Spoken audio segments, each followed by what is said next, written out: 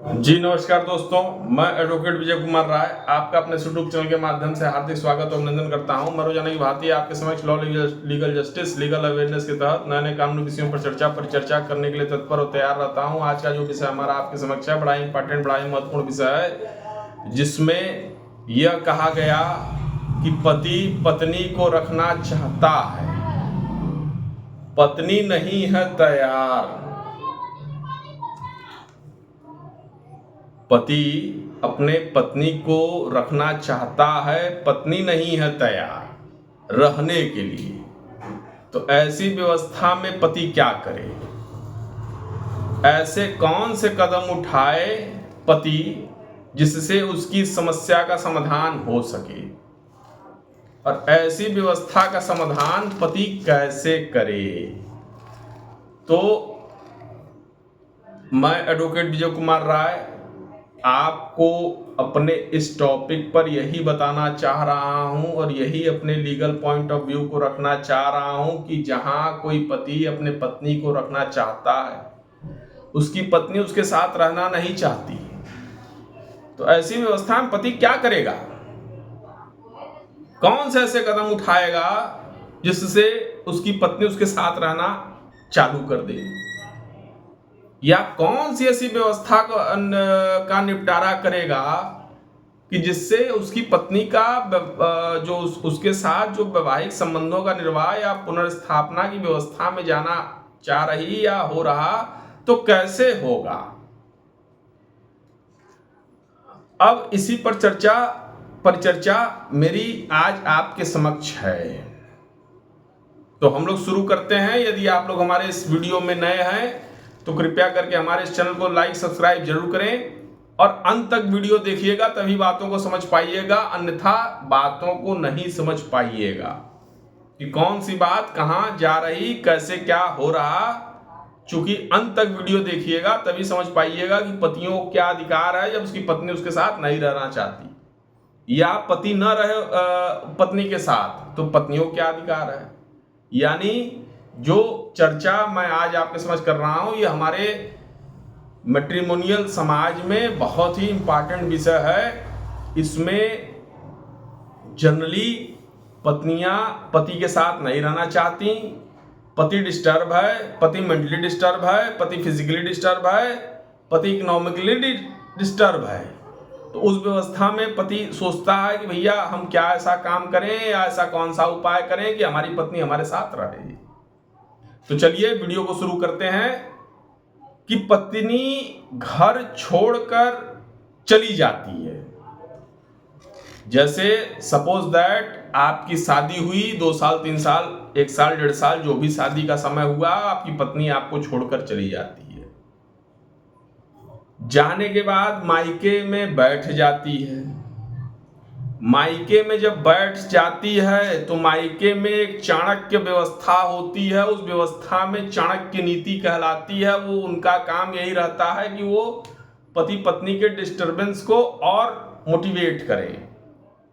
ऐसा जो है आग में घी डाल दें और घी में आग डाल दें कि पति पत्नी का जो डिस्टरबेंस है वो और फैल जाए। अब यहां 2 बातें हैं। पत्नी यदि चाणक्य नीति को फॉलो करती है और पत्नी अपने उस चाणक्य नीति को फॉलो नहीं करती है और पत्नी अपने ससुराल को छोड़कर चली जाती है, तो जब पत्नी अपने ससुराल को छोड़कर चली जाती है तो ऐसी व्यवस्था में क्या करे पति और ऐसी व्यवस्था में क्या करे पत्नी? अब पत्नी आना नहीं चाहती अपने ससुराल अपने पति के यहां और पति लाना चाहता है।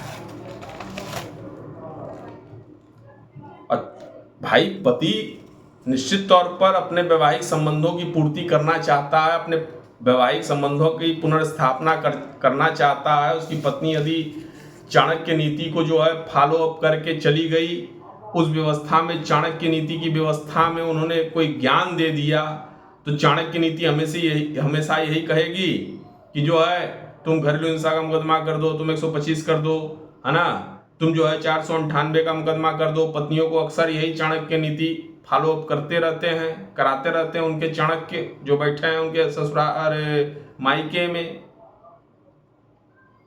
तो ऐसी व्यवस्था में हम बस 2 लाइन की बात कहना चाहते हैं, हम इस पर कोई ज्यादा टीका टिप्पणी नहीं करना चाहते कि छोटी मोटी नोकझोंक हर मैट्रिमोनियल डिस्प्यूट में होती है। अब आप उसको ईगो बना लीजिएगा, अब आप उसको अपने स्वाभिमान पर लेके चले आइएगा। अरे ठीक है भैया, आप ज्यादा पढ़ी लिखी हैं, एक्सेप्टेड है। पति को भी मान लेना चाहिए कि हाँ हमारी पत्नी, हम MBA पास, हमारी पत्नी PhD धारक। तो छोटी मोटी अगर नोकझोंक हो रही कि सुई नहीं दे रहा, दवाई नहीं दे रहा, चाय नहीं दे रहा, कॉफी नहीं दे रहा, आई लव यू नहीं बोल रहा, बेबी डार्लिंग सोना नहीं बोल रहा, तो ऐसी व्यवस्था में ये मैट्रिमोनियल डिस्प्यूट न करिए। अब फर्जीफिकेशन की कहानी तो बिल्कुल मत लेके आइएगा एज अ महिला, एज अ पत्नी, क्योंकि सुप्रीम कोर्ट, हाई कोर्ट के ऐसे जजमेंट हैं जिसमें आप तो रिला जाइएगा अगर गलत टिप्पणी टीका की तो। हाँ, जो जेन्युइन बात है, अगर वो चीजें आपके साथ हो रखी तो हम भी एक्सेप्टेड हैं कि नहीं, उस चीज को आप आगे बढ़ाइए। लेकिन मैट्रिमोनियल डिस्प्यूट की व्यवस्था में मैट्रिमोनियल डिस्प्यूट होने पर छोटी छोटी बातों को लेकर कि नहीं हमारा जो है हस्बैंड हमको आई लव यू नहीं बोल रहा, हमारा हस्बैंड जो है हमको मोमोज नहीं खिला रहा, हमारा हस्बैंड जो है हमको चाउमीन नहीं खिला रहा, हमारा हस्बैंड जो है हमको घुमाने नहीं ले जा रहा। तो ये छोटी छोटी बातें हो गई ना भाई। अब इस पर पूरा वैवाहिक जीवन ही दांव पर लगा दीजिएगा तो ये तो उचित नहीं है हमारे हिसाब से। और जिससे भी आपने, जो भी आपके चाणक्य बैठे हैं, उनसे आपने अगर नीति दिशा तय कर ली और आपने अपने पति के ऊपर जो है एलिगेशन लगा दिया कि हाँ दहेज के लिए हमको टार्चर करते थे, फलाने डेट को शादी हुई, फलाने डेट में हमारे जो है बच्चे पैदा हुए, अब उस व्यवस्था में जो है आप पूरा एलिगेशन लगा के चली आ रहे हैं, ननद, देवर, भौजाई, सास, ससुर, ताम झाम पूरी व्यवस्था आप जो है मैनेज कर ली। तो ऐसी व्यवस्था को फॉलो न करिए, चूंकि अगर आप एलिगेशन लगाती हैं या एलिगेशन लगता है किसी हस्बैंड के ऊपर तो उसके सापेक्ष में साक्ष्य की बड़ी इंपॉर्टेंस है। और सुप्रीम कोर्ट, हाई कोर्ट के ऐसे तमाम जजमेंट पड़े हुए हैं, और किसी भाई बंधु को ऐसे जजमेंट की आवश्यकता हो तो निश्चित तौर पर हमसे अपॉइंटमेंट बुक कर सकता है और उसको मैं जजमेंट दे भी दूंगा। उस व्यवस्था में वो जजमेंट को फॉलो अप करे। अब पत्नी के झूठे आरोपों पर जो है मानहानि का दावा ठोके। अभी एक लेटेस्ट जजमेंट आया है जिसमें 5 लाख रुपया मानहानि के दावे में, झूठे आरोपों में जो है पति को मिला है। तो ऐसे कई जजमेंट पड़े हुए हैं मोहतरमा मैडम। तो ऐसा काम न करिए कि छोटी अगर बात हो रही तो मैट्रिमोनियल डिस्प्यूट को सुलझाना चाह रहे हैं तो इस पर तुरंत जो है समझौता कर डालिए।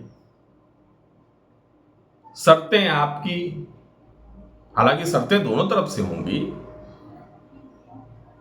अब जितने भी, आपको एक चीज और बता दूं मैं आपको अपने इस वीडियो के माध्यम से, कि जितने भी मैट्रिमोनियल डिस्प्यूट हो रहे उसमें हर व्यवस्था में मीडिएशन हो रहा। अगर आप 125 लेके आई हैं, घरेलू हिंसा लेके आई हैं, 498 का मुकदमा कर रखा, कोई भी प्रार्थना पत्र थाने पर दे रही, अपने पति खिलाफ तमाम एलिगेशन के व्यवस्था में, तो उस व्यवस्था में मीडिएशन होना तय है, क्योंकि पग पग पर मीडिएशन होना है मैट्रिमोनियल डिस्प्यूट में।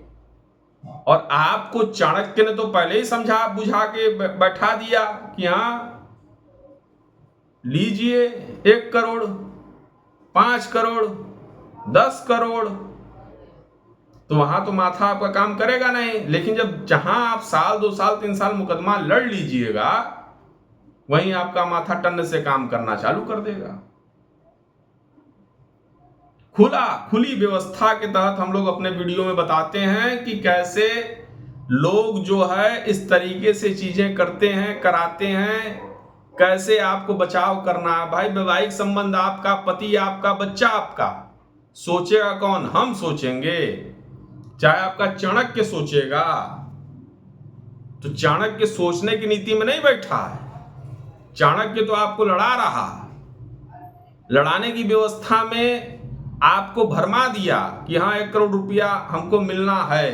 उस 1 करोड़ में न मिले 1 करोड़, कभी नहीं मिलेगा आपको 1 करोड़। मिलने की व्यवस्था का भी कंडीशन है कि आप पहले तो सोर्स ऑफ इनकम सिद्ध करिए कि हाँ 1 करोड़ से ऊपर उसकी इनकम है। और उस व्यवस्था में चाणक्य आपको ऐसा गुमराह कर देते हैं, ऐसी नीति अपना लेते हैं कि आपका माथा काम नहीं करेगा।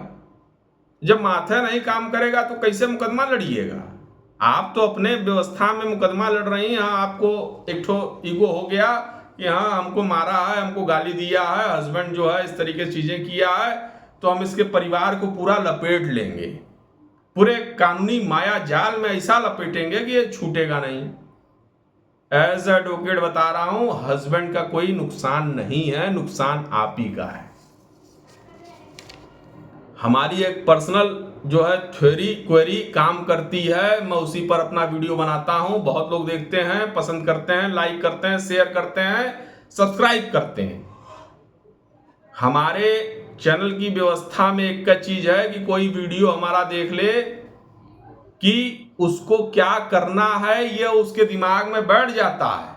चूंकि हम लोग गुमराह वाला कोई वीडियो नहीं डालते, कोई ऐसी बात नहीं कहते जिससे हमारा क्लाइंट या जो पीड़ित पक्ष है वो गुमराह हो, तो हम लोग ऐसा कोई काम नहीं करते। अब यहां 2 बातें हैं। एक बात यह है कि जहां पत्नी ने आपके ऊपर मुकदमा कर रखा, पत्नी आपके साथ नहीं रहना चाहती, तो पति के पास क्या विकल्प है? पति के पास यही विकल्प है कि भैया वो पुनर्स्थापना वैवाहिक संबंधों की करने के लिए सेक्शन 9 का मुकदमा दाखिल करे, यदि वो रखना चाहता है। जैसा कि हमारा वीडियो का शुरुआती ही जो है टॉपिक था कि पति रखना चाहता, पत्नी नहीं रहना चाहती, तो उस व्यवस्था में पति को यही काम करना है कि वो सेक्शन 9 का मुकदमा जो है दाखिल करे। सेक्शन 9 के मुकदमे की व्यवस्था में पत्नी अगर रहना चाहती है निश्चित तौर पर आपके साथ रहेगी, नहीं रहना चाहती है तो निश्चित तौर पर नहीं रहेगी। कोई जबरदस्ती आप किसी को नहीं रख सकते अपने साथ। ये पतियों के लिए बात हमने कह दी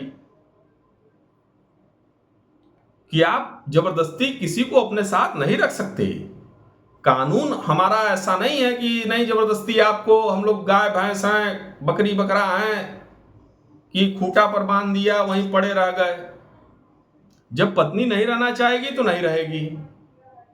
हाँ, अब इसमें भी 2-3 बातें हैं, उस चीज को भी समझ लीजिए कि जहां पति रखना चाहता, पत्नी नहीं रहना चाहती, तो पति के पास ऑप्शन है कि वो सेक्शन 9 का मुकदमा दाखिल करे। अब पत्नी नहीं रहना चाहती, पति ने सेक्शन 9 का मुकदमा दाखिल कर दिया, पत्नी ने उसमें काउंटर नहीं किया, पत्नी उसमें हाजिर नहीं हुई, एक्स पार्टी आर्डर हो जाएगा पति के पक्ष में। उसी एक्स पार्टी आर्डर की व्यवस्था में पति जो है डाइवोर्स का मुकदमा दाखिल कर सकता है। और डाइवोर्स का ये भी एक ग्राउंड है, लेटेस्ट सुप्रीम कोर्ट का जजमेंट है इसी पर, कि जहां सेक्शन 9 की बात अगर पति ने कर दी, अब पति को सेक्शन 9 की व्यवस्था में एक आर्डर मिल गया, तो ऐसी व्यवस्था में पत्नियां को डाइवोर्स मिल जाएगा अपने पति के ऊपर यदि वो नहीं रहना चाहती। यह भी एक क्रूएल्टी ग्राउंड हो गया। पुनर्स्थापना वैवाहिक संबंधों की, कंजुगल राइट्स, सेक्शन 9, जिसे हम लोग आमतौर की भाषा में कहते हैं विदाई का मुकदमा। इसके अलावा पति पत्नी के जो मैट्रिमोनियल डिस्प्यूट हो रहे, पत्नी ने झूठे एलिगेशन लगाए, कई ऐसे सुप्रीम कोर्ट के लेटेस्ट जजमेंट हैं जिसमें सुप्रीम कोर्ट ने यह कहा कि नहीं, पत्नियों का एक जो है इस तरीके से झूठे आरोपों को लगाकर उसमें पतियों ने कई ऐसे मामले हुए हैं सुप्रीम कोर्ट हाई कोर्ट में कि उन्होंने जो है मानहानि का मुकदमा ठोका है अपने पत्नियों के ऊपर और अच्छा खासा उसको रिस्पांस मिला है। तो दिशा निर्देश आपको तय करना है, दशा आपको तय करनी है कि किस दिशा दशा में आपको जाना है और किस व्यवस्था में आपको अपने मुकदमे के सापेक्ष में हमारा यह वीडियो कहां तक आप समझ पाए, यह आपको देखना है।